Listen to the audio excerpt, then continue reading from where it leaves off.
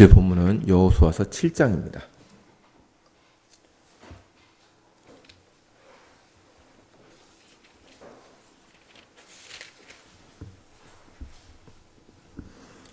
(7장) 1절부터 11절까지입니다.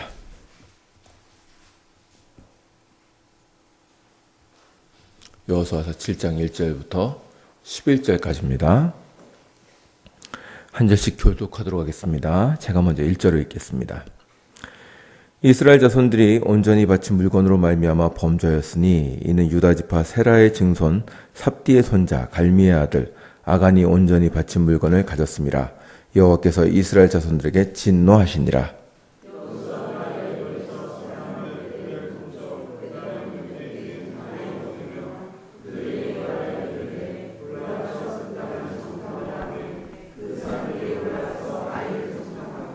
여호수아에게로 돌아와 그에게 이르되 백성을 다 올라가게 하지 말고 2-3천 명만 올라가서 아이를 치게 하소서. 그들은 소수이니 모든 백성을 그리로 보내어 수고롭게 하지 마소서 하므로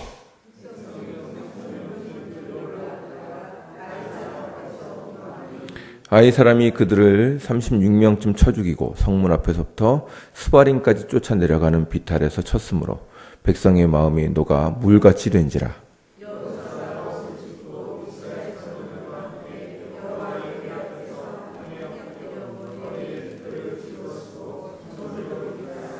이르되 슬프도소이다. 주 여호와여, 어찌하여 이 백성을 인도하여 요단을 건너게 하시고 우리를 아모리 사람의 손에 넘겨 멸망시키려 하시나이까. 우리가 요단 저쪽을 만족하게 여겨 거주하였다면 좋을 뻔하였나이다.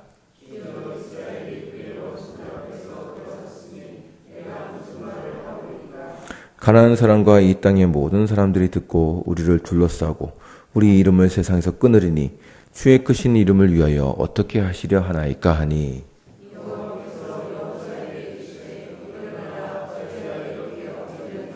다 같이 읽겠습니다. 이스라엘이 범죄하여 내가 그들에게 명령한 나의 언약을 어겼으며 또한 그들이 온전히 바친 물건을 가져가고 도둑질하여 속이고 그것을 그들의 물건들 가운데 두었느니라. 아멘. 여호수아서 7장은 성공적으로 가나안 정복을 시작하던 이스라엘의 실패를 그리고 있습니다. 성경은 성도들의 성공뿐만 아니라 실패도 분명하게 지적하고 넘어갑니다. 성경을 보면 뭔가 미화시키는 것이 없습니다. 이렇게 성경이 하는 이유는 성경이 하나님을 드러내며 그분의 뜻을 계시하는 책이지 사람을 높이려는 책이 아니기 때문입니다. 그런 면에서 성경은 사람의 죄와 부족함, 그로 말미암은 결과들을 분명하게 지적하고 넘어가고 있습니다. 여간 여호수아서 7장은 이스라엘 백성들의 실패를 기록하고 있는데 그저 실패로만 끝나는 것이 아니라 그것이 어떻게 하나님 안에서 회복되고 있는지도 잘 설명해 놓고 있습니다. 먼저 7장 1절은 앞장에 있는 여리고성 정복 때 하나님의 말씀에 순종하지 않던 사람이 있었다는 것을 지적하고 있습니다. 하나님은 여리고성에서 노력한 물건들이 모두 그분의 소유라고 주장하셨고 대부분 백성들은 그 뜻을 따라서 노력한 물건 모두를 하나님께 드렸습니다. 그런데 유다 지파에 속한 아간이 노력한 물건을 뒤로 빼돌렸다는 사실을 지적하고 있습니다.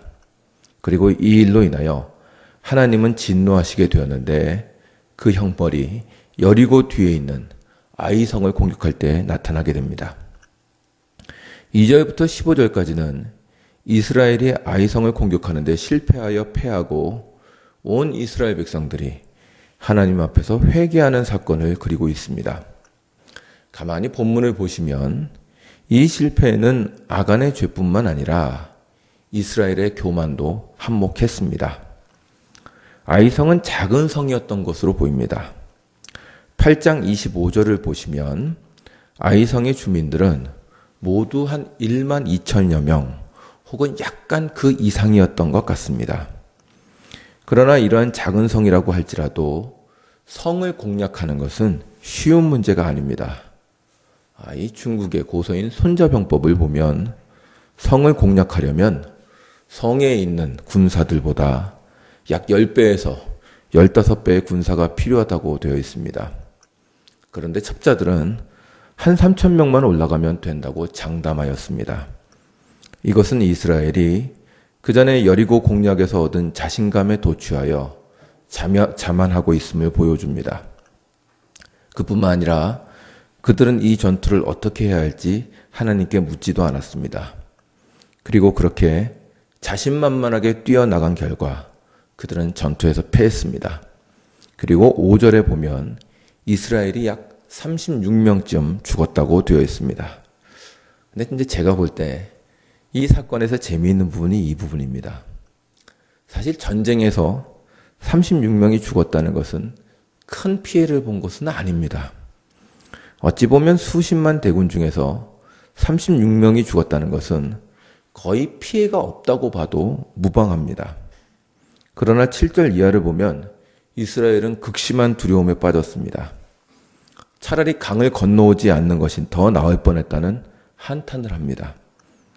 이렇게 이스라엘이 두려움에 빠진 것은 아마도 하나님께서 진중을 떠나셨다는 생각 때문이었을 것입니다. 하나님이 함께 계신다면 그들이 패할 리가 없습니다. 그러나 그들은 패하였고 이스라엘의 유일한 소망이신 하나님이 떠나신 것으로 보였습니다. 그뿐만 아니라 이스라엘 백성들이 극심한 두려움에 빠진 것은 이 패배로 인하여 가나안 민족이 자신들을 우습게 여기고 일시에 덤벼들지도 모른다는 생각이 들었던 것 같습니다. 이 생각이 9절에서 나와 있습니다. 한번 보시죠. 7장 9절을 보시면 제가 한번 읽겠습니다. 가나안 사람과 이 땅의 모든 사람들이 듣고 우리를 둘러싸고 우리 이름을 세상에서 끊으리니 주의 크신 이름을 위하여 어떻게 하시려 하나이까 하니. 이스라엘은 지금 가나안이라는 적진 한가운데서 홀로 전투를 벌이고 있습니다. 가나안 족속이 힘을 합쳐서 한꺼번에 덤빈다면 그들은 대패를 당할 것입니다. 그러나 가나안 족속들이 그렇게 하지 못하는 이유는 이스라엘이 애굽에서 행한 일, 그리고 가나안 족속들이 그리고 광야에서 보여준 기적, 그리고 요단강을 건넌 기적 등으로 두려움에 빠져 있기 때문입니다. 그래서 그들은 감히 이스라엘에게 먼저 쳐들어오지를 못하고 성에 갇혀서 수비만 하고 있는 상태인 것입니다. 그런데 그들이 이스라엘이 패했다는 소식을 듣고 용기가 나서 일시에 쳐들어온다면 자신들은 당해낼 수가 없다는 생각을 하고 있는 것입니다. 이스라엘은 이러한 두려움 속에서 한탄하면서 하나님 앞에서 회개합니다. 그들이 회개를 하고 있다는 것이 6절에서 나타납니다. 그들은 옷을 찢고 머리에 티끌을 뒤집어 쓰고 이스라엘의 장로들과 함께 여호와의 궤 앞에 엎드렸습니다. 그리고 하루 종일 날이 저물 때까지 있었습니다. 이것은 백성들이 회개를 하고 있으며 여호수아와 장로들이 앞장서서 회개하고 있다는 사실을 보여줍니다. 그런데 이러한 사태에 비해서 본문은 그렇게 절망적인 분위기가 아닙니다. 이스라엘이 회개를 하니 하나님은 즉각적으로 응답하십니다. 그리고 주께서 주시는 대답은 절망적인 꾸짖음이 아니라 이스라엘이 돌이키기를 원하시는 격려로 보입니다. 그것이 바로 10절의 말씀입니다. 하나님은 말씀하십니다. 일어나라. 어찌하여 이렇게 엎드려 있느냐. 이 말씀은 하나님께서 그들의 회개를 받으시고 이스라엘을 고쳐 다시 함께 하실 의향이 있으심을 보여주는 것입니다. 그리고 주님은 여리고에서 어떤 백성이 하나님과 언약을 어기고 노력한 물건을 숨겼음을 말씀하십니다. 언뜻 생각하기에 물건 몇 개 가지고 왜 이렇게까지 하시나 라는 생각을 할 수도 있습니다. 그러나 이스라엘은 거룩한 백성입니다. 다시 말하면 하나님의 백성입니다. 그 백성들이 주인이신 하나님의 뜻에 순종하지 않는다면 그 백성들은 하나님의 백성으로서 지위를 잃을 수밖에 없습니다. 단순히 물건을 탐했느냐 안 했느냐의 문제가 아니라 그 백성이 하나님의 백성으로 서느냐에 대한 문제였던 것입니다. 그리고 16절부터 26절까지는 하나님께서 이스라엘 백성들 가운데 유다 지파의 아간을 가려내는 과정을 설명해 놓았습니다. 제비를 뽑았는데 결국 차례대로 좁혀져서 아간이 뽑히게 됩니다. 이 일은 백성들에게 큰 두려움을 주었을 것입니다. 하나님은 모든 사람의 행위와 마음을 보고 계십니다. 하나님 앞에서 무엇을 숨기거나 거짓을 행하는 것은 아무런 소용이 없습니다. 결국 심판을 받게 됩니다. 아간은 자신의 일이 들통난 줄 알고 자신이 무엇으로 훔쳤는지를 순순히 자백하고 내놓습니다. 그 결과 아간과 그의 가족들은 진 밖으로 끌려나가서 죽음으로 형벌을 당하게 됩니다. 이들이 형벌을 당함으로 인하여 하나님과 이스라엘의 관계는 다시 회복됩니다. 그리고 이들이 형벌을 당한 골짜기의 이름을 아골 골짜기, 즉 괴로움의 골짜기라고 한다는 것이 오늘 본문의 전체적인 내용입니다. 이 본문은 상당히 심각한 본문임이 틀림없습니다. 지금 이스라엘은 시기적으로 볼 때 큰 위기에 처할 수 있습니다. 그런데 저는 어제 이 본문을 보면서 가만히 보면서 웃음이 나왔습니다. 왜냐하면 이 본문은 분명히 진노와 책망을 묘사하고 있는데 곳곳에서 하나님께서 자신의 백성들을 조심스럽게 다루시며 가르치시는 것이 보였기 때문입니다. 이스라엘 백성들은 전쟁에서 패했으나 그 피해는 미미했습니다. 만약 하나님께서 진노하신 대로 크게 치셨다면 이스라엘은 엄청난 피해를 입었을 것입니다. 그러나 주님은 큰 피해를 허락하지 않으십니다. 딱 그들의 잘못을 깨달을 만큼만 때리시는 것입니다. 그리고 여호수아와 장로들이 그 앞에서 엎드려 충분히 회개하는 모습을 보이자 주님은 지체하지 않고 말씀하십니다. 일어나라. 어찌하여 이렇게 엎드려 있느냐. 왜 이렇게 세상 다 망하고 끝장난 것처럼 절망하고 있느냐. 나는 너희들과 함께 갈 의향이 있다. 지금 너희들이 잠시 실수하여 배울 것이 있기 때문에 맞은 것에 불과하다. 이 문제를 고쳐라. 내가 너와 다시 함께 할 것이다. 우리 주님은 진노 중에도 긍휼을 잃지 않아 하시는 분이며 그 앞에서 회개의 낮은 모습을 보인다면 언제든지 죄를 용서하시고 다시 관계를 회복하기를 기뻐하십니다. 마치 자녀를 야단치되 돌아서기만 한다면 언제든지 용서하며 안아줄 준비가 되어 있는 아버지와 같은 모습입니다. 마치 화가 난 것처럼 크게 진노하신 것처럼 엄한 표정을 지으시지만 그것은 자녀가 돌아오기를 바라시기 때문입니다. 그리고 돌아오면 어깨를 두들기십니다. 낭망하지 마라. 어찌하여 이렇게 엎드려져 있느냐. 내가 너와 함께 할 것이다. 말씀하십니다. 저는 이 사건에서 하나님의 뒷모습을 읽게 됩니다. 아이가 크게 맞는 이유는 고집을 부리기 때문입니다. 잘못에서 나와야 되는데 그 잘못을 회개하지 않고 죄 속에서 망하게 생겼으니 주님도 강하게 질책하실 수밖에 없습니다. 주님은 그분의 자녀의 고통을 기뻐하지 않으십니다. 그가 고통을 받는 이유는 그의 잘못을 깨닫고 성장하기를 원하시기 때문입니다. 주님은 언제든지 용서하시며 함께 하기를 원하시는 그런 하나님이십니다. 그것이 이 엄중한 가나안 정복 사건 속에서도 나타나는 것입니다. 이러한 하나님에 대해서 아주 잘 보여주는 말씀이 있습니다. 오늘 이 말씀을 가지고 여러분이 위로를 얻으셨으면 좋겠습니다. 시편 103편으로 한번 가보시겠습니다. 시편 103편입니다.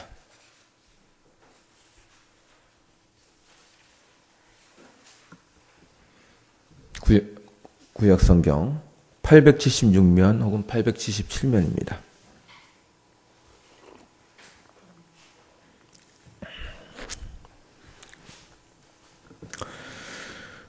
편 8절부터 14절입니다. 한 절씩 교독하도록 하겠습니다. 제가 8절을 먼저 읽겠습니다. 여호와는 긍휼이 많으시고 은혜로우시며 노하기를 더디하시고 인자하심이 풍부하시도다.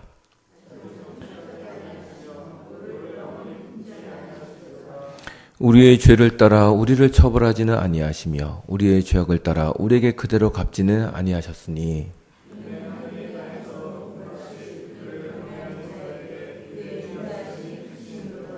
동이서에서 먼 것 같이 우리의 죄가를 우리에게서 멀리 옮기셨으며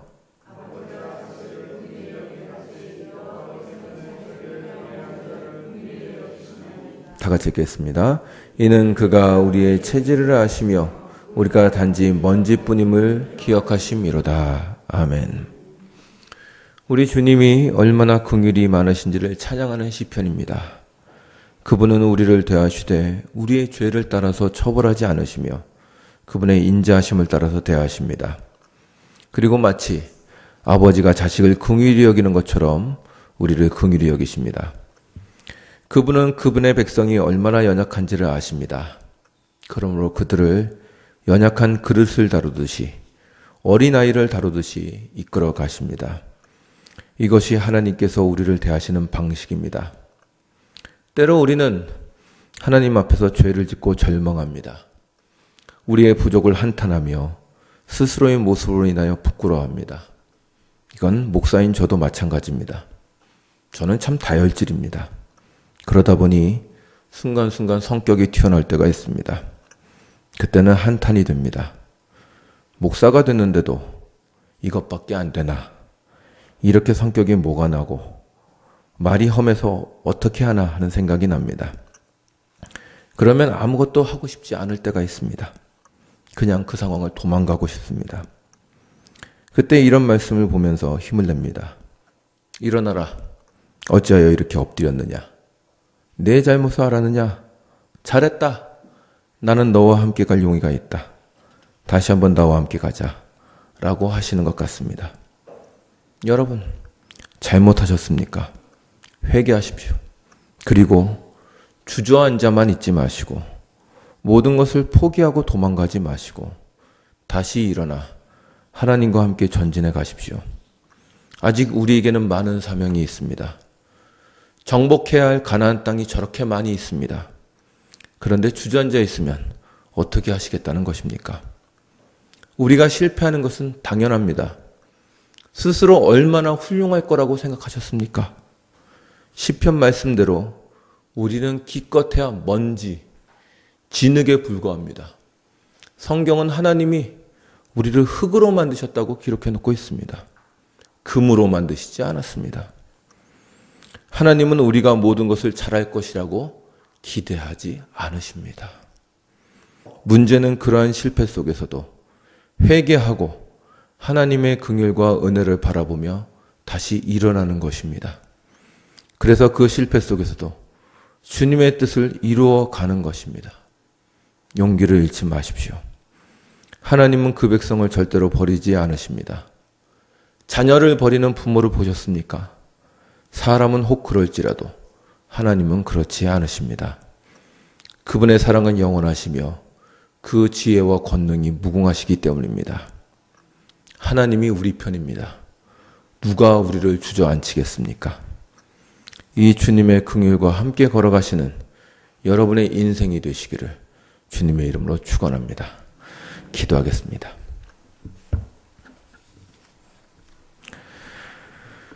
주님, 참으로 이스라엘의 잘못으로 인하여 그들이 실패하고 낭망하였을 때조차라도 주님은 그들을 버리지 아니하시고 함께 하시는 하나님이심을 보게 됩니다. 참으로 그들을 꾸짖으시되 부드럽게 꾸짖으시며 그들이 회개할 때는 얼마든지 돌이켜 다시 함께 하시는 하나님이심을 저희가 보게 됩니다. 저희를 때로 꾸짖으시고 징계하시지만 그것은 저희들이 미워 멸망하길 원하시기 때문이 아니라 오히려 사랑하는 자녀를 돌이키기 위한 자애로운 진노이고 꾸짖음을 저희가 잘 알고 있습니다. 예수 안에서 하나님을 만났사오니 그 하나님이 어떻게 우리를 버리시겠습니까? 주여, 우리가 이 담대함을 갖게 하여 주시옵시고 우리 일생 속에서 어떠한 실패와 어려움이 들지라도 주의 긍휼을 붙잡고 전진해 나가는 우리 모든 성도들이 될 수 있도록 은혜를 베풀어 주시옵소서. 오늘 하루도 주의 은혜 가운데 거하게 하시옵소서. 감사드리며 예수님의 이름으로 기도드리옵나이다. 아멘.